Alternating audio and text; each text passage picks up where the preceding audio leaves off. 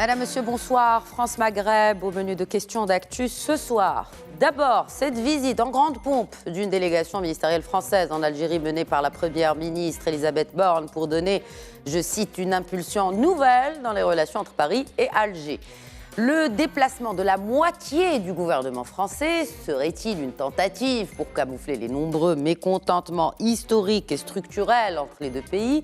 Quid alors de la pérennité de ces tentatives de redynamisation des relations irréversibles, comme le souhaite l'Élysée ? Le gaz ou autre besoin énergétique de la France et un détrônement en Afrique après un échec cuisant au Mali ne donnent autre choix à Paris que de mettre les bouchées doubles pour charmer les Algériens. Pour ces derniers, le fait de mettre de côté la hargne de l'ancien colon n'est pas anodin, puisque les locataires du palais d'Al-Mouradia pensent damer le pion aux voisins de l'Ouest, le Maroc. Les autorités marocaines, jusque-là, font preuve d'une grande diplomatie malgré la décision du Quai d'Orsay de réduire drastiquement le nombre de visas octroyés aux ressortissants marocains, et cela dure depuis plusieurs mois maintenant. La France navigue en eau trouble au Maghreb et la position de Paris vis-à-vis de la cause nationale manque de clarté, bien que sa position reste inchangée au Conseil de sécurité.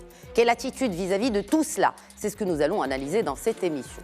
Et ensuite, en seconde partie de questions d'actu ce soir, l'islam en France, comment est-il instrumentalisé ? Abdou Hafidi, historien et spécialiste de l'islam, se joindra à nous pour décortiquer les enjeux de cette question d'actualité. Mais avant, j'ai l'immense plaisir d'accueillir encore une fois sur le plateau de cette émission professeur Mostafa Srimi, politologue et professeur de droit. Bonsoir, professeur Srimi. Bonsoir. Bienvenue. Et également un plaisir d'accueillir Zakaria Aboudahab, professeur de relations internationales à l'Université Mohamed V de Rabat. Bonsoir, professeur Aboudahab. Toujours un plaisir de vous accueillir. Merci, c'est réciproque, Madame Khadija. Alors, messieurs, jusqu'où ira la France pour le gaz algérien ? Professeur Srimi. Pour ce qui est des relations entre Paris et Alger, on va parler du gaz, moi j'ai en tête une métaphore. Paris fait la danse du ventre devant Alger. Et c'est attesté. Vous n'y allez pas avec le dos de la cuillère, avec cette expression et cette métaphore, professeur Srimi. Vous trouvez que c'est peu diplomatique ? C'est une métaphore, donc je peux tout me permettre, mais c'est une métaphore. Naturellement. Alors, ce voyage, vous voulez qu'on parle tout de même de ce voyage, puisque c'est l'un des points à l'ordre du jour, donc des relations entre les deux pays et de la visite de la première ministre, Elisabeth Borne, à Alger pendant 2 jours. D'abord, un fait, ce n'est pas la moitié du gouvernement français qui est là-bas. C'est 15 ministres et un secrétaire d'État sur un gouvernement qui comprend 23 membres. C'est les 2 tiers. On n'a jamais vu ça. Dans l'histoire de la Ve République française, dans l'histoire d'autres pays, on n'a jamais vu... Et surtout qu'il y a des urgences à gérer en France, avant de faire ce déplacement en Algérie. On n'a jamais vu les 2 tiers d'un gouvernement en entier, avec le chef d'exécutif, se déplacer dans un pays étranger. Première observation. Deuxième observation, le bilan de cette visite, il est modeste, il est bien modeste. Il y a 11 conventions qui ont été signées. Que valent-elles ? On va voir, c'est des conventions. Vous savez, les conventions, il y a à boire et à manger, on va voir ce que ça va donner. Et il y a une sorte d'axe qui se construit entre Paris et Alger. Il se construit sur quoi ? Il se construit sur d'abord le gaz, mais pour le gaz, il n'y a rien, puisque les capacités de raffinage du gaz algérien sont ce qu'elles sont, ne permettent pas, parce qu'elles sont limitées, de fournir quoi que ce soit, ni à la France, ni ailleurs. Les marchés sont pris par l'Italie, sont pris par ailleurs, etc. Donc, pour l'instant, ça a été attesté lors de la visite du président Macron à la fin août à Alger, l'histoire du gaz, oui, c'est simplement une option pour les années à venir. Donc, c'est cette histoire de gaz. Deuxième point, qu'est-ce qui est en jeu ? Qu'est-ce qui est en jeu ? C'est un repositionnement des 2 pays au Maghreb. Tout à fait. Du point de vue de Paris, Paris a perdu la main en Afrique. On va sans doute y revenir. La perte d'influence de la politique française en Afrique est attestée par tout ce qui se passe au Sahel, ailleurs, etc. Sûrement qu'on va y revenir. Il y a aussi le fait qu'il y a une recomposition géostratégique qui se fait dans la région. Paris n'a plus la main en Libye. Paris n'a pas beaucoup de main en Tunisie, avec ce qui se passe en Tunisie. Et puis, il y a le contexte des relations entre Paris et Rabat, qui est ce qu'elle est, qui est ce qu'il est, donc on va y revenir. Donc, du point de vue d'Alger, quelles sont les préoccupations et les attentes? Elles sont doubles.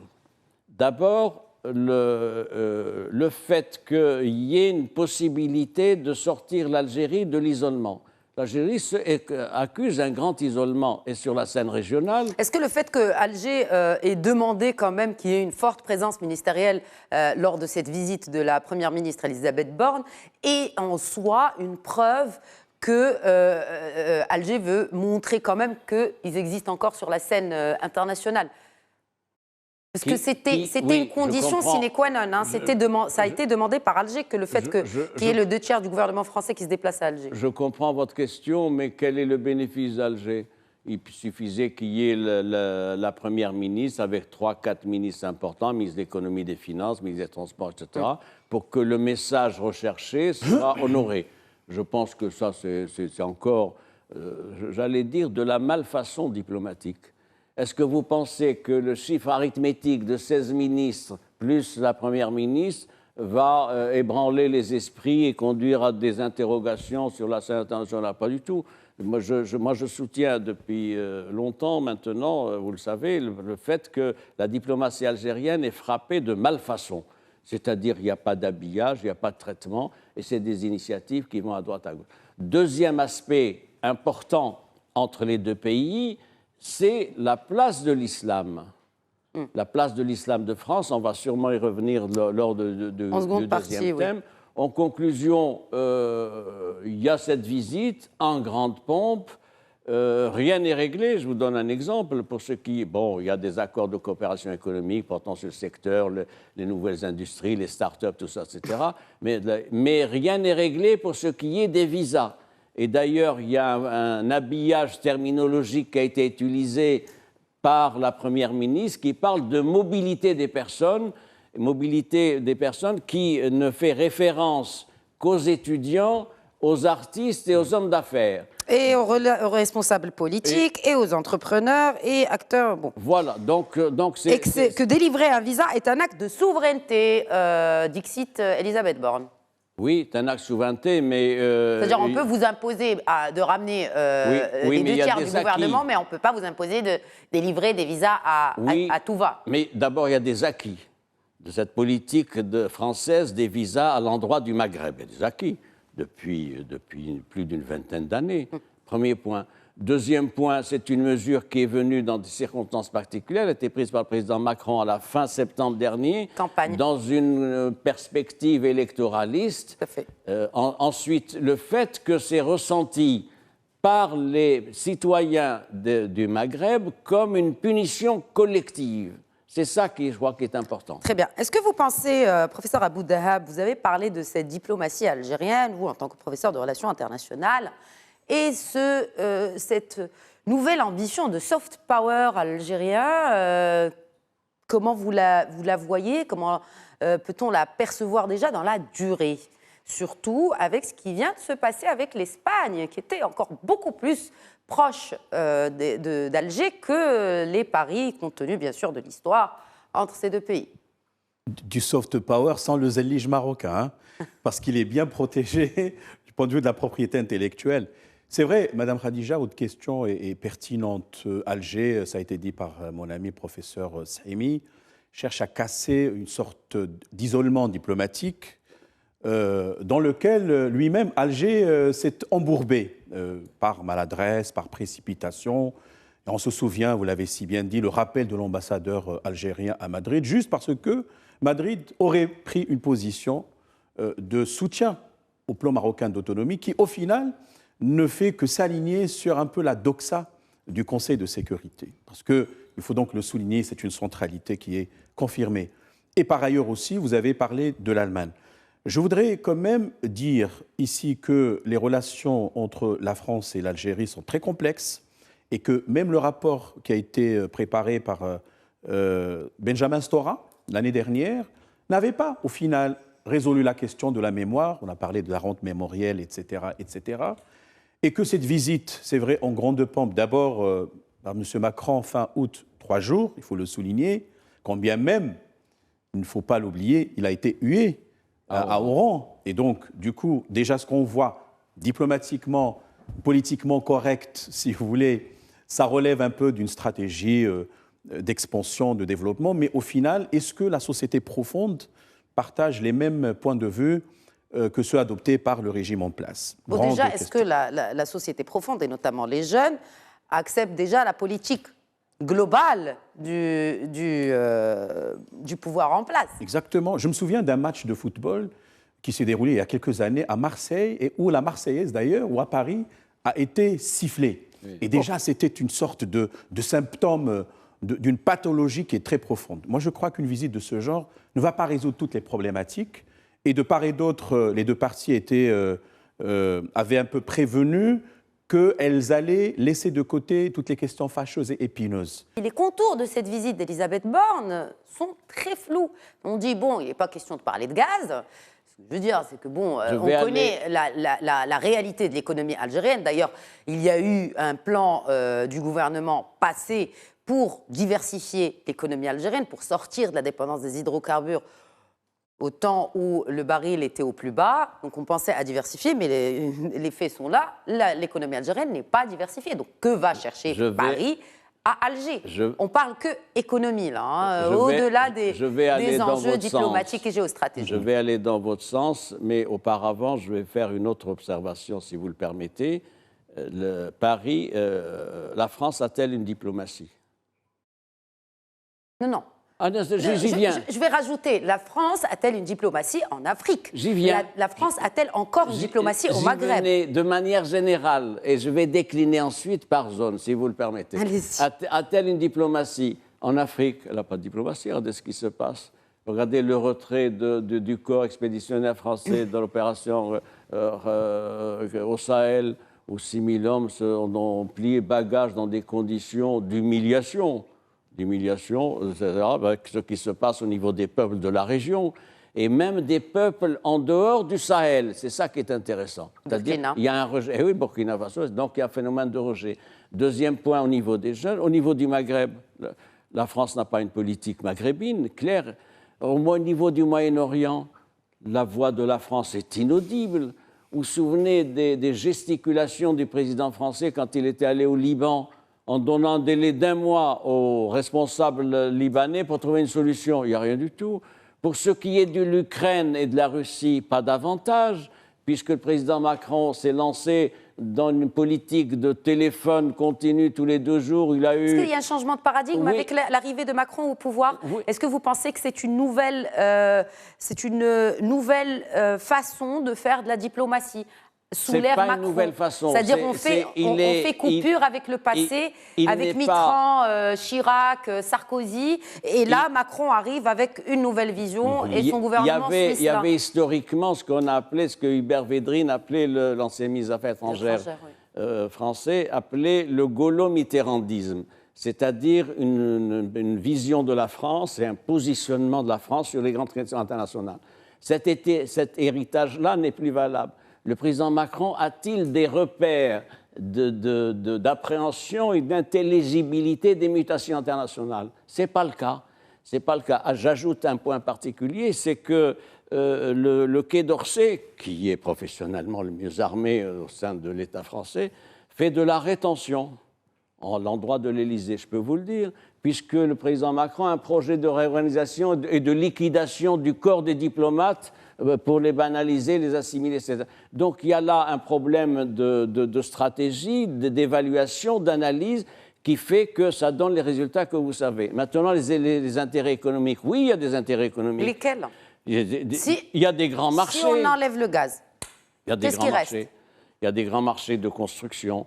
Il y a des grands marchés pour ce qui est de... Oui, mais la Chine est là. Hein, oui, mais les Français sont là. Les Français ont une position, malgré tout, une position, pas de premier plan, mais de deuxième ou troisième plan, avec de gros intérêts. Puis il y a la connexion, il faut le dire, entre les milieux d'affaires algériens, les oligarques liés au pouvoir, et un certain nombre d'intérêts français. Si bien que, vous savez, il y a une formule pour ça qui est connue en Algérie, c'est Hizb França. Hizb França, ce n'est pas simplement politique, c'est aussi des intérêts économiques croisés qui sont importants, qui poussent à ce qu'il y ait une normalisation, une amélioration des relations avec Paris, d'où un axe politique Alger-Paris, mais aussi des intérêts importants. Et je crois qu'il y a des marchés à prendre, il y a des formules de partenariat, de joint venture, etc. Et ça explique cet activisme de la diplomatie française, non pas pour jouer un rôle diplomatique et géostratégique, mais pour préserver des intérêts français. Économiques. Tout à fait. Oui, professeur Abouda, peut-être, j'ai vu que vous acquiesciez, et j'ai envie de parler, bien sûr, quand on parle de diplomatie française, et cette diplomatie vis-à-vis du Maghreb, qu'est-ce qui a changé ces 10 dernières années? Est-ce que vous pensez que, justement, cette diplomatie française est frileuse quant à la position, vous l'avez cité tout à l'heure, de certains pays européens voisins, l'Espagne, l'Allemagne, les Pays-Bas, par rapport à la question du Sahara, qui font que Paris n'a plus ce monopole, j'ai envie de dire, d'un soutien historique à la question, à la cause nationale qu'est le Sahara marocain? Alors, je crois d'abord par rapport aux points évoqués dans les communiqués de part et d'autre, nous sommes invités aussi à aller au-delà, lire entre les lignes. Ça ne veut pas dire, si le gaz n'a pas été affiché, qu'il serait écarté d'emblée. Je pense au contraire que la question du gaz va être intégrée dans la nouvelle démarche entre les deux pays. En catimini. En catimini, parce que mais à Alger terme, pas maintenant. ne veut pas fâcher les Russes, ça on le sait. Et déjà en grande pompe, quand M. Sergueï Lavrov a été accueilli en Algérie il y a quelques mois, d'ailleurs en pleine justement offensive armée contre l'Ukraine. Et par ailleurs, il y a des questions sécuritaires qu'on ne va pas évoquer ouvertement. La débandade, ça a été dit, de la France Burkina Faso récemment, à Gadougou, vous savez, l'ambassade même française a été pris en flammes, saccagée. Ça a été dit par Mustafa, le retrait humiliant, il faut le dire, parce que même l'ambassadeur devait partir personnellement grata. La question au niveau du Tchad, d'autres pays, etc. Et on sait très bien qu'aujourd'hui, d'ailleurs, je viens d'apprendre un nouveau concept qui s'appelle la diplomatie de pont, bridge diplomacy. Ça veut dire quoi? Que des pays peuvent servir d'interface entre plusieurs composantes, si vous voulez, territoriales. Et là, nous sommes dans une démarche de puissance relationnelle, triangulation, etc. Ça mérite d'être creusé en tout cas, mais peut-être on aura le temps de l'évoquer dans une autre occasion. Je voudrais aussi parler de M. Macron. Il ne représente pas un parti politique, plutôt il représente un mouvement. C'est bien ça, la République en marche, etc.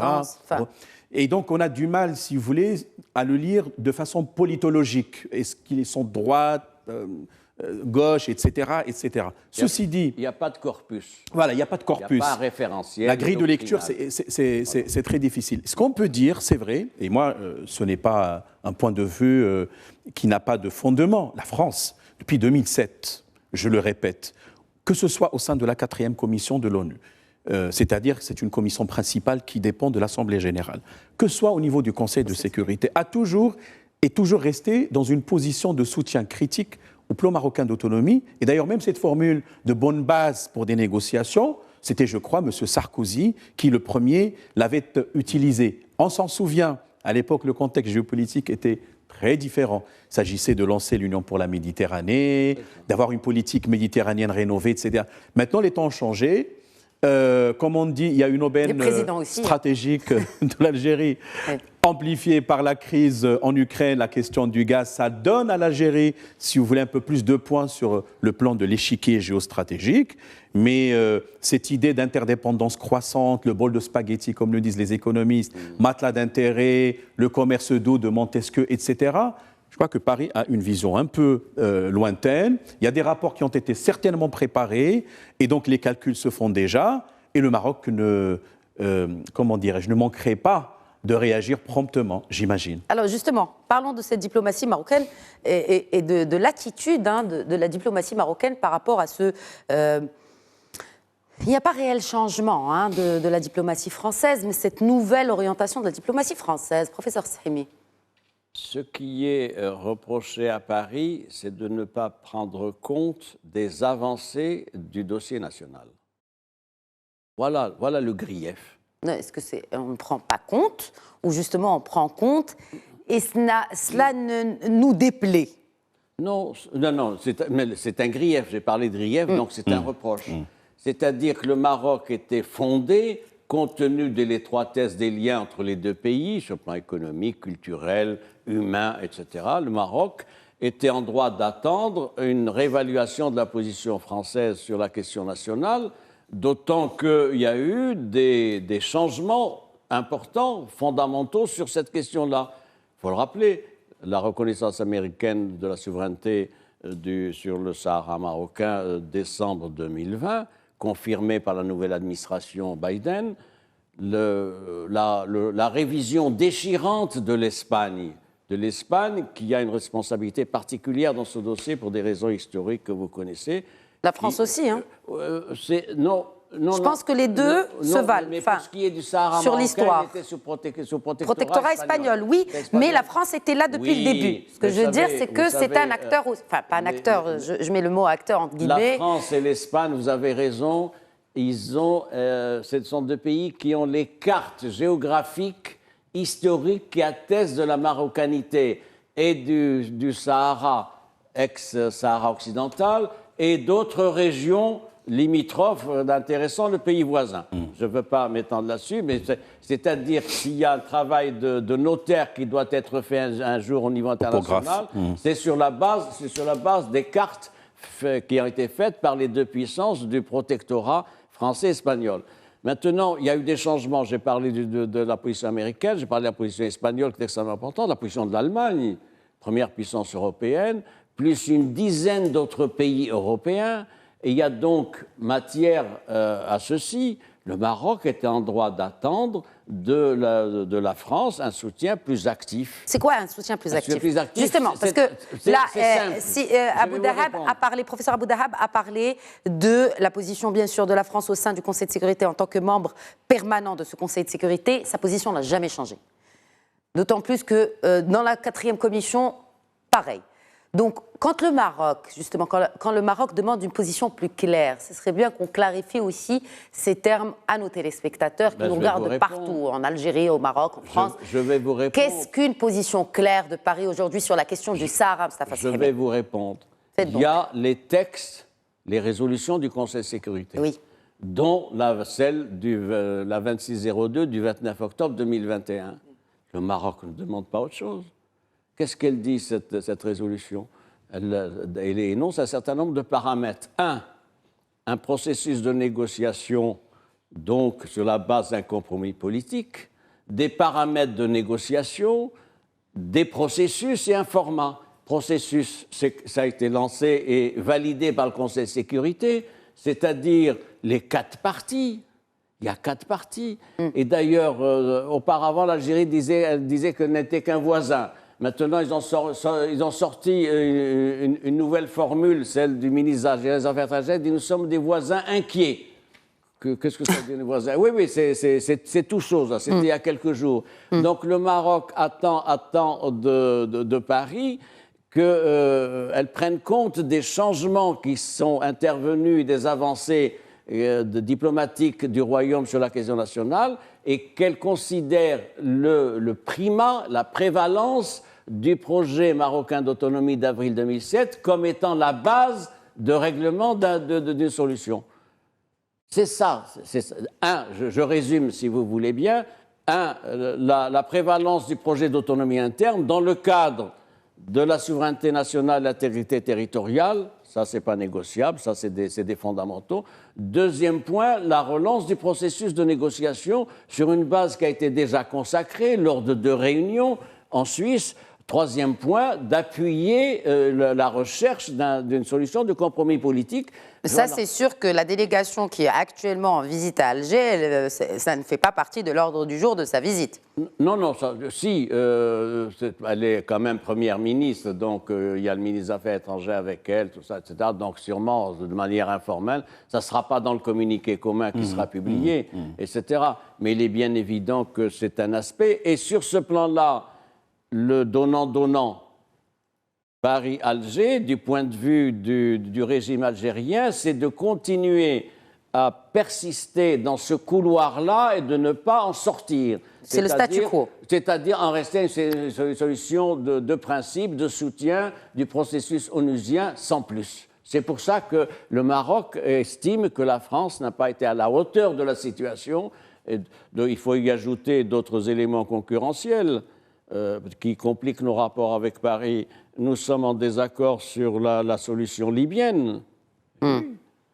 Et oui, Paris soutient de manière voyante le gouvernement d'une unité nationale de Tripoli. La position du Maroc est différente. Elle est pour une solution libyenne entre les Libyens, ce qui n'est pas le cas de Paris. Nous sommes également... Est-ce que vous pensez que... Excusez-moi, je vous interromps, professeur Stremi, et je vous pose la question à vous deux, messieurs. Cette question des laissez-passer consulaires délivrés par le Maroc pour permettre l'expulsion de ressortissants vers le royaume, de ressortissants donc sommés par une obligation de quitter le territoire français, que vient faire cela dans des relations historiques entre ces deux pays qui sont le Royaume du Maroc et la République française? Pourquoi cela vient entacher, sachant que dans la diplomatie, hein, ce sont des choses courantes qu'on traite d'habitude sans trop de bruit, sans tout le bruit qu'il y a autour, qui a aussi mené à donner aussi comme un motif de refus de visa, sachant qu'il y a eu une centaine d'associations qui ont décrié cela. C'est une mesure électoraliste et populiste. Oui, mais les élections sont passées. Oui, mais le problème, c'est que le président Macron, maintenant, il a commis cette faute majeure d'imposer une diminution de 50% des visas pour Maroc-Algérie et 30% pour la Tunisie. Donc déjà un traitement différentiel. L'argument invoqué, c'était de dire que le Maroc n'applique pas une politique de réadmission de ces irréguliers, qui sont frappés par le régime, c'est-à-dire l'obligation de quitter le territoire national. C'est ça. Ce qu'on appelle en France, c'est le terme consacré, l'OQTF. Sauf que le problème se pose pour 3000 personnes. 3000, dont à peu près 500 à 600 jeunes. Le Maroc n'est pas rétif, il n'est pas opposé à ce qu'il y ait réadmission, mais à condition que l'identité de ces refoulés, de ces citoyens, de ces migrants, c'est même pas citoyens, c'est-à-dire que c'est les nôtres, de ces migrants, qu'on puisse établir leur marocanité, leur citoyenneté. Or, les dossiers donnés sont incomplets. C'est ça. Les dossiers sont incomplets. Pourquoi? Parce que les mineurs, d'abord, ils brûlent leurs papiers, etc. Et ensuite, les autres aussi n'ont pas de papiers. Et le Maroc, c'est un État. Il faut savoir à qui va donner un laissez-passer consulaire. Et dans ces 3000 ou 4000 qui sont concernés, il y a de tout. Il y a des réfugiés syriens, irakiens, etc., qu'on nous présente parce qu'ils ont le type nord-africain ou le type moyen-oriental, on veut les fourguer au Maroc. Et c'est pour ça que ça bloque. Très bien. Un mot là-dessus, professeur Aboudahab, avant qu'on enchaîne sur la deuxième partie et qu'on joigne notre troisième intervenant sur cette question de la politique étrangère de la France et comment on pourrait entrevoir peut-être les signes avant-coureurs de la réponse de la politique étrangère marocaine vis-à-vis de la France.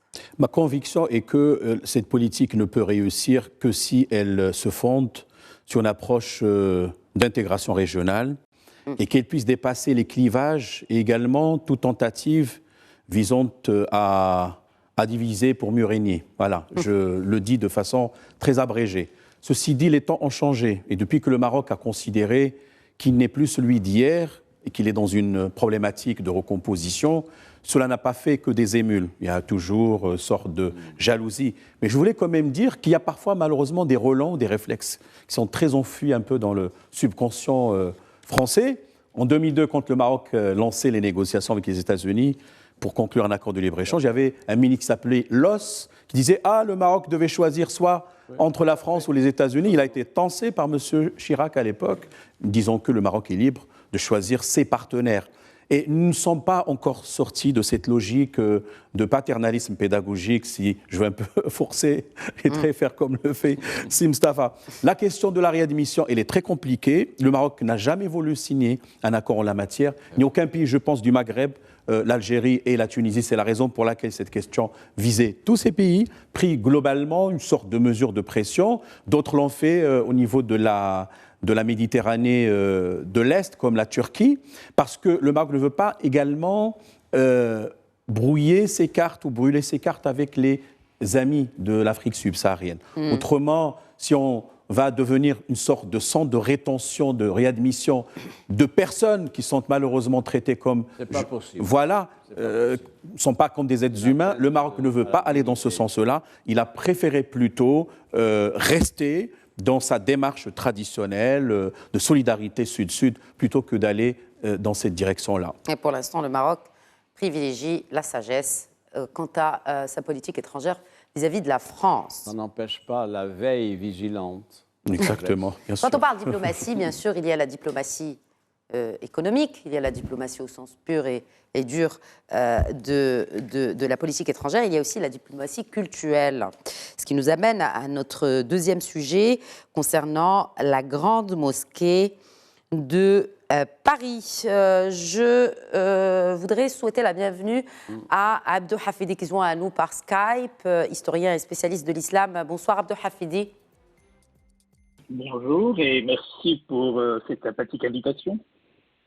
Alors, peut-être un petit rappel des faits par rapport à cette célébration de la grande mosquée de Paris. C'était, enfin, en tout cas, il y a une cérémonie qui est prévue mercredi, n'est-ce pas ? Célébration du centenaire de ce lieu de culte, initiée par le recteur Shamsuddin Hafez. Le président français est attendu. Alors, si on parlait un peu de l'histoire de cette grande mosquée de Paris, et je voudrais d'ailleurs, après, on projettera une photo qui est très parlante de l'histoire de cette grande mosquée de Paris. Mais un mot là-dessus, Abdou Hafidi. Écoutez, sur cette mosquée, beaucoup de choses ont été dites. Certaines choses reprennent un peu les éléments d'histoire, d'autres font partie de ce qu'on peut appeler un récit légendaire. Je crois que dans cette affaire-là, il y a ceux qui racontent des histoires et ceux qui font l'histoire. Eh bien, cette histoire, la vraie, la grande, de la grande mosquée de Paris, ou ce qu'on appelle l'Institut de la mosquée de Paris. La précision est extrêmement importante, vous comprendrez tout à l'heure pourquoi. Eh bien, elle commence très tôt. Elle vient quasiment d'un compromis, d'un accord en 1767 entre le roi Louis XV et le sultan du Maroc, Sidi Mohamed Abdallah à l'époque. Déjà, il y avait un projet. En fait, un projet de quoi? C'était un projet d'un lieu de passage qui ressemblerait à une espèce de caravansérail. Pourquoi? Parce qu'il y avait des dignitaires du Maroc qui partaient vers les lieux saints. D'ailleurs, c'est pour cela que l'association qui aujourd'hui préside aux destinées de la mosquée de Paris s'appelle l'association des Habous et des lieux saints. Précisément, ça vient donc de cela, de cette origine, lorsque le sultan du Maroc et le roi de France avaient donc conclu la possible construction d'un lieu de quoi? D'abord d'un hôtel pour accueillir ces pèlerins, ces voyageurs, consuls et autres dignitaires marocains. Deux, un restaurant, il faut se restaurer. Trois, un hammam. Pourquoi? Parce que la propreté est une caractéristique intrinsèque à la pratique religieuse et aussi pour les ablutions et pour donc être propre devant l'Éternel. Quatrièmement, une bibliothèque où les gens peuvent effectivement s'instruire. Et puis cinquièmement, vous voyez bien dans l'ordre chronologique, cinquièmement, il y avait donc une salle de prière, une mosquée. Donc voilà le projet qui était dès le départ. Ce projet va donc disparaître alors pour plusieurs raisons. Un, parce que Napoléon en 1804 va forger ce qu'on peut appeler un compromis avec le concordat napoléonien qui va signer d'abord avec les catholiques, les protestants et les juifs. Évidemment, les musulmans étaient absents de la table napoléonienne parce que leur présence physique n'existait pas. Et puis la loi 1905 qui va être donc actée le 8 décembre 1905, cette loi qu'on appelle la loi de la séparation des églises et de l'État et non pas de Des l'Église mosquées. et de l'État. Mm. Et donc, il n'y avait pas de mosquée parce que l'islam, à l'époque, il sortait de ce qu'on peut appeler l'ère napoléonien, le rapport de la conquête de l'Égypte, Napoléon, et puis on était dans l'empire colonial. C'est-à-dire que l'Algérie est déjà française depuis 1830, la Tunisie déjà 1894-87, le protectorat, et le Maroc, il était quasiment la conférence d'Algésiras de 1905 qui va sceller le destin du Maroc, et le protectorat viendra en 2012. Mais 912. ce qui va accélérer le processus, c'est la Première Guerre mondiale, indiscutablement. La Première Guerre mondiale, où la France était pratiquement menacée dans ce qu'elle considère comme son empire.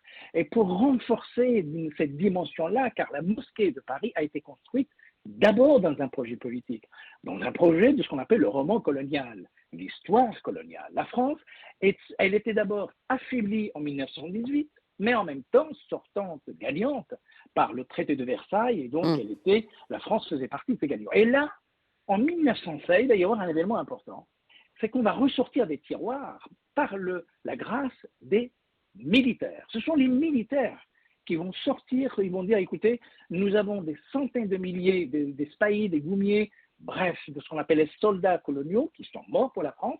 On va donc les comptabiliser à peu près de 73 000 morts, qui sont aujourd'hui, c'est le chiffre un peu sur lequel il y a un consensus. Et un personnage central dans l'histoire de la République qui s'appelle Édouard Herriot, pardonnez-moi, excusez du peu, Édouard Herriot, c'est le président du Conseil, c'est le plus radical de tous les radicaux contre le clergé, contre la religion. Et pourtant, il va donc présider une association de soutien à la construction d'un lieu de prière pour les musulmans en reconnaissance.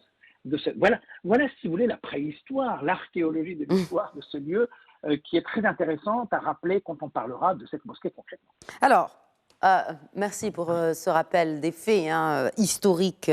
Je voudrais justement qu'on s'arrête sur cette date. Le 15 juillet 1926, cette grande mosquée de Paris a été inaugurée par le sultan du Maroc de l'époque, le sultan Moulay Youssef.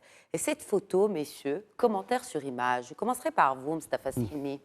Écoutez, c'est extrêmement important parce qu'il faut d'abord préciser que la cérémonie du mercredi 19 octobre à laquelle vous avez fait référence a lieu en présence du chef d'État français, de Macron, qui va aller à l'Institut, donc à la mosquée de Paris, pour remettre au recteur de la mosquée aujourd'hui, qui est un franco-algérien, on va y revenir, les insignes d'officier de la Légion d'honneur. On n'a jamais vu ça, compte tenu de l'emploi du temps international du chef d'État français. On pourrait penser qu'il n'avait pas un après-midi à consacrer à une activité de ce type-là.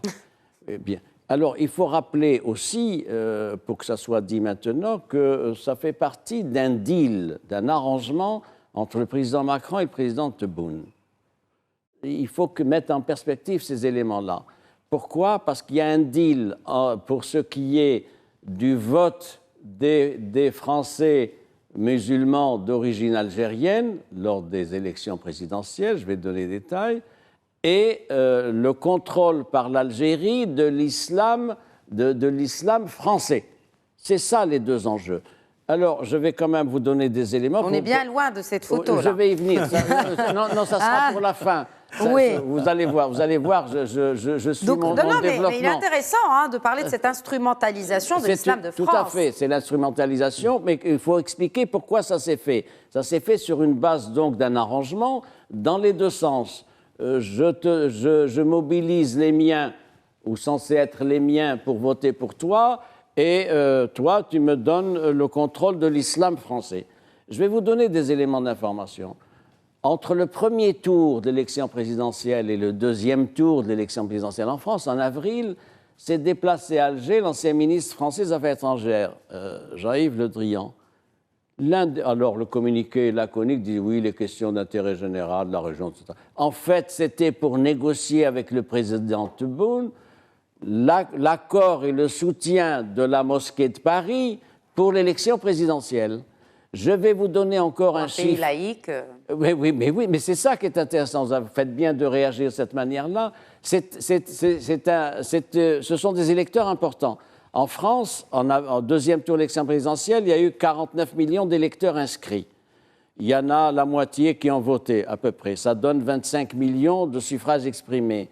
Sur ces 25 millions de suffrages exprimés, les Français musulmans représentent 5%.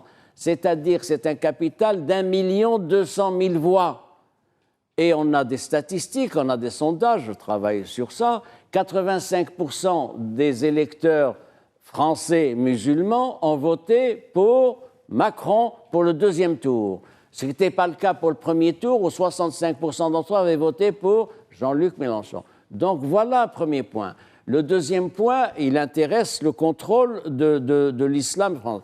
Il y a une ambition de l'Algérie de contrôler l'islam français, donc, et de marginaliser totalement le rôle que peut jouer le Maroc, avec un certain nombre de mesures qui ont été prises pour la liquidation du Conseil français des musulmans, présidé par Mohamed Moussaoui, qui est un Marocain, et d'autres mesures aussi. Alors le paradoxe, je finis le paradoxe, c'est que voilà un pays laïque, régi par la loi de 1905 française sur la séparation de l'État et des religions, et de la religion, qui active et mobilise donc un électorat religieux avec le concours d'une puissance étrangère, d'un pays étranger.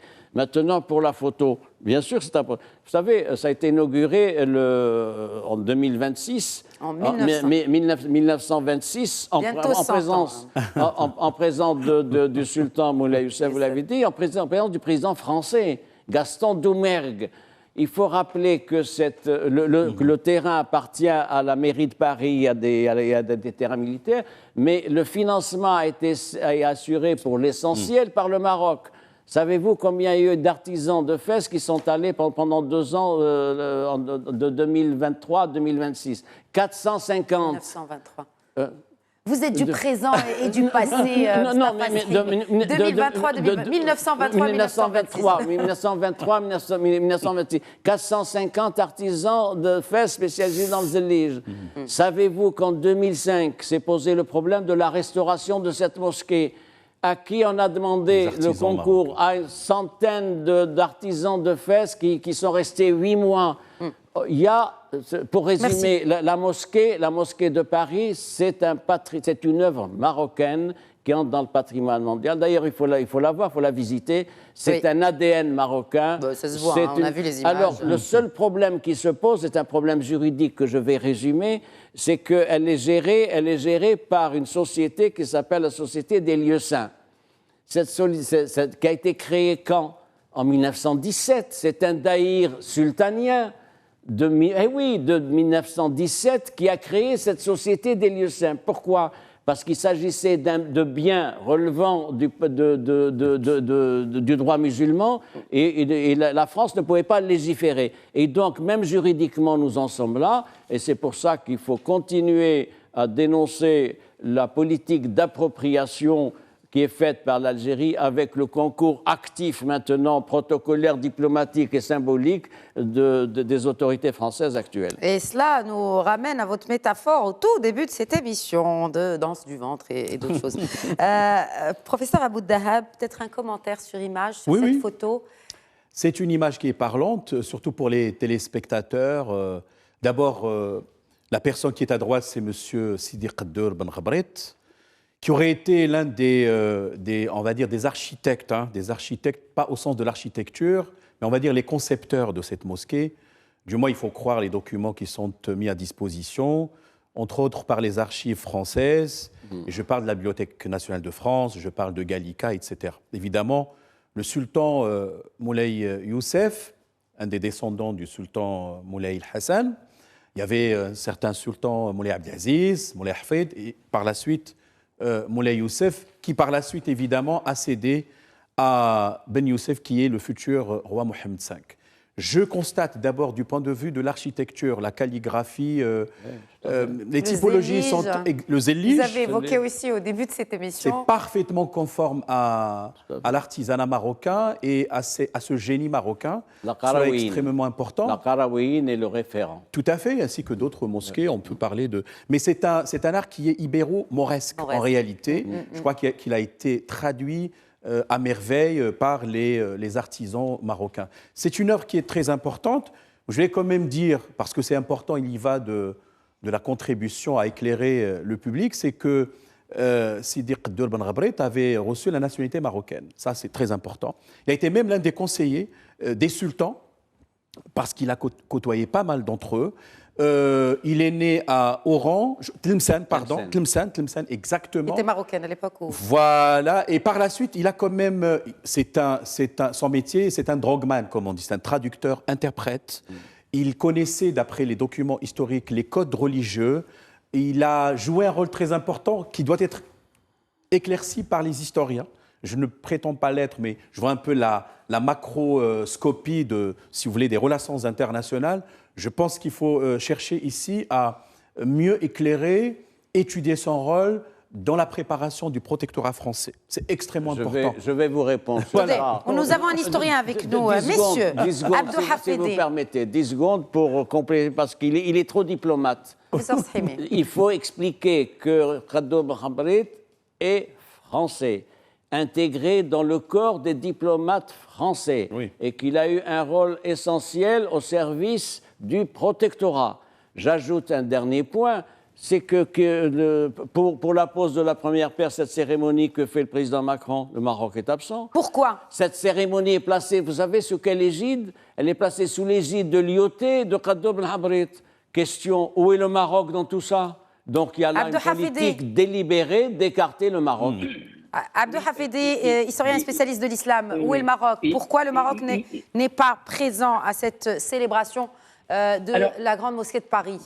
Alors, je voudrais juste rappeler quand même deux dates qui nous permettent quand même de voir un peu plus clair tout ce qui a été dit est vrai et donc conforté par l'histoire. Il y a deux événements. Le même jour, ce 28 juillet 1926, au moment où le sultan, le président Gaston Doumergue, les maréchaux, tout le banc et l'arrière-ban de la diplomatie et des maréchaux de France étaient présents, à quelques encablures, c'est-à-dire à presque 1 kilomètre, à la salle de la Mutualité, le jour même, se tenait un grand meeting dirigé par le leader historique du nationalisme algérien, Messali Haj, qui lui dénonçait précisément l'instrumentalisation politique de l'islam, ce que vous avez dit tout à l'heure, et c'est véritablement, depuis le début, cette mosquée de Paris est un fait politique, non pas un fait religieux, d'autant plus que le maréchal Lyautey avait conseillé au gouvernement français de ne pas faire de la mosquée de Paris un lieu d'enseignement. Non, car la loi 1905 l'interdit, et puis deuxièmement, c'est un symbole, il fallait que ce soit un symbole colonial. Ça, c'est la première explication qui permet de dire que au début, depuis le début, la mosquée de Paris, la construction de ce lieu, elle est à la croisée des chemins, à la fois politique, mémorielle et accessoirement religieux. Et d'ailleurs, pour que la municipalité de Paris, Moustapha Saïmé en a fait référence tout à l'heure, 500 000 francs français à l'époque ont été votés à l'unanimité par le conseil municipal de Paris, alors qu'on est à 19 ans de la promulgation de la loi de séparation. Les hôpitaux de Paris, HP, HP, plus l'armée ont offert le terrain sur lequel est construite donc cette mosquée. Pourquoi le Maroc, d'une certaine façon, s'est un peu, disons, dilué non pas dans un oubli, pas du tout, mais parce qu'il y avait un deal avec le gouvernement français. La France va rentrer dans un cycle incroyablement et politiquement très compliqué qui va tout simplement se terminer par 1939, la chute de la République et l'avènement d'un régime de Vichy, la régime fasciste. Et donc, le sultan Mohammed V, au lendemain quand il est devenu sultan du Maroc, va quand même faire des déclarations très intéressantes en disant tant que la France ne s'est pas libérée du joug allemand, nous resterons toujours dans le camp de ce combat, etc. Donc, il ne faisait pas une obsession sur cette question-là, croyant tout simplement que les problèmes vont se résoudre au lendemain de la Seconde Guerre mondiale. Est-ce que vous pensez aujourd'hui que l'exécutif français fait fi des éléments de l'histoire et des faits historiques que nous venons tout de suite de citer? Pourquoi? Ne vous inquiétez pas, ils ont une armada d'historiens autour d'eux, et notamment un des historiens très connus, mon ami Benjamin Stora, qui est au fait de tout cela. Et j'ai eu plusieurs fois des discussions avec Benjamin Stora, qui lui-même m'avait confirmé quelque chose que beaucoup de gens ignorent, c'est qu'à partir de 1963, l'Algérie va intenter un procès à qui? Au recteur de la mosquée de Paris de l'époque, c'est-à-dire Hamza Boubacar, le grand théologien Hamza Boubacar, qui a été nommé par la France contre la volonté des Algériens. Pourquoi? Mais parce que tout simplement, il était dans le camp du colon. Il était dans le camp du colonialisme. Et alors là, l'Algérie va donc gagner le procès en 1964 auprès du tribunal administratif de Paris, mais rien ne s'est fait. Quand est-ce que les choses vont se décompter? En 1980. Pourquoi 1980? Parce que sentant la mort venir, il était très vieux, très âgé, très malade, Cheikh Hamza Boubacar ne voulait pas restituer la mosquée à l'Algérie. Il voulait justement trouver un preneur. Le Maroc, à l'époque, Shah Hassan II, avait compris la manœuvre en disant « si je prends la mosquée », c'était ça la question, est-ce que je prends également avec l'association des Habous et des Lusins? Évidemment, Hamza Boubacar, ce n'était pas son objectif. Eh bien, ça a été un refus total. Et alors là, Hamza Boubacar va en Algérie discuter de quoi? De la restitution de ces biens gelés depuis 1958. Donc, il y a eu un deal, un troc avec le gouvernement algérien, avec Cheikh Ibn Jdid, pour qu'il reprenne la mosquée. En contrepartie, on va donc libérer les biens sonnants et trébuchants de la famille de Boubacar. Et bien sûr, et il va nommer son fils Dalil, qui sera bien sûr à partir de 1995 le recteur, il va le nommer à la tête de l'association des Habous et des Lusins. Et c'est comme ça que les choses sont faites politiquement. Le seul homme politique français qui a osé évoquer cette question et qui avait fâché beaucoup de monde, c'était Pierre Joxe. Le ministre de l'Intérieur, comme vous le savez en France, il est en même temps chargé des cultes. Eh bien, il avait dit, il n'est pas question qu'une mosquée soit donc dédiée à l'étranger. Pourquoi? Parce que rappelons-nous, lorsque Cheikh Ibn Jdid a été déposé, parce que tout est politique dans cette histoire. La religion a bon dos, hein? Pas du tout. C'est la petite et la grande politique. Lorsque l'Algérie avait renvoyé Chadli Ben Jdid, il y a ce qu'on appelle un comité d'État dirigé par 7 personnages, dont un docteur, un médecin qui était l'ambassadeur d'Algérie au Bruxelles, Tadjini Haddam, qui était à la fois membre du directoire de l'État algérien et qui va être nommé en même temps recteur de la mosquée de Paris. C'est une anomalie, on n'a jamais vu ça dans l'histoire. Quand la politique prend le dessus sur la religion, eh ben, ça a des dégâts catastrophiques et l'histoire en atteste, l'histoire du passé, mais bien sûr aussi l'histoire qui s'écrit de nos jours aussi. Merci beaucoup, professeur Zakaria Boudahab. Merci à vous, Madame Khadija. Très enrichissant, comme d'habitude. Merci. Merci, professeur Mustafa Sahimi. Merci à vous. Merci à vous également, professeur Abdou Hafidi. Écoutez, tout le plaisir a été pour moi. Largement partagé. Merci à nos chers téléspectateurs pour leur fidélité à Questions d'actu. Je donne rendez-vous demain, Inch'Allah. D'ici là, portez-vous bien. Très bonne soirée.